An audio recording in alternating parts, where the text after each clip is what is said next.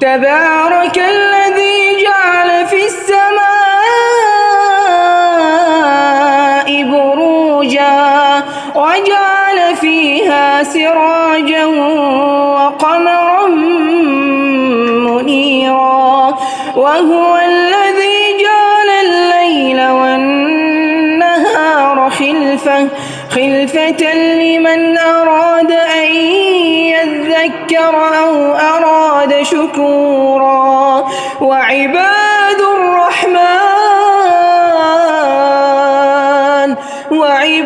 الرحمن الذين يمشون على الأرض هونا وإذا خاطبهم الجاهلون قالوا سلاما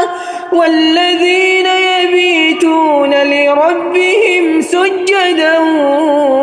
وقياما والذين يقولون ربنا اصرف عنا عذاب جهنم إن عذابها كان غراما إنها ساءت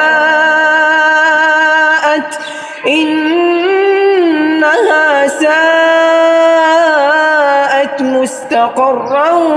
ومقاما والذين إذا أنفقوا لم يسرفوا ولم يقتروا وكان بين ذلك قواما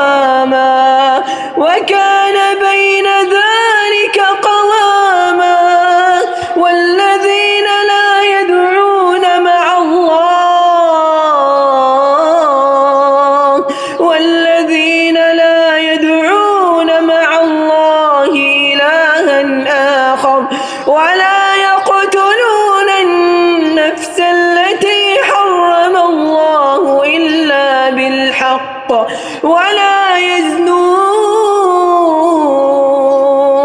ومن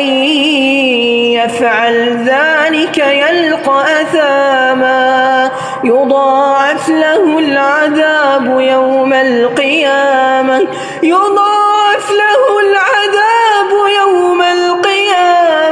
ويخلد فيه مهانا إلا من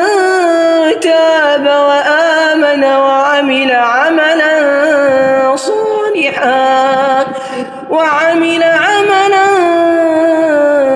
صالحا فأولئك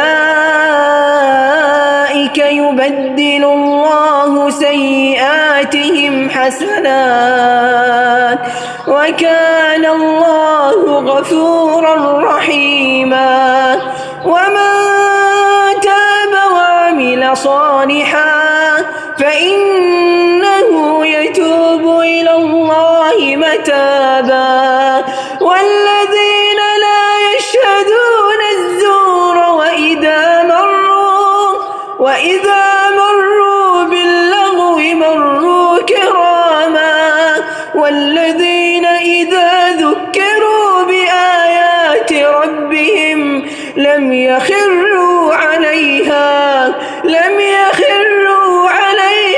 صما وعميانا والذين يقولون ربنا هب لنا من أزواجنا وذرياتنا قرة أعين واجعلنا للمتقين إماما أولئك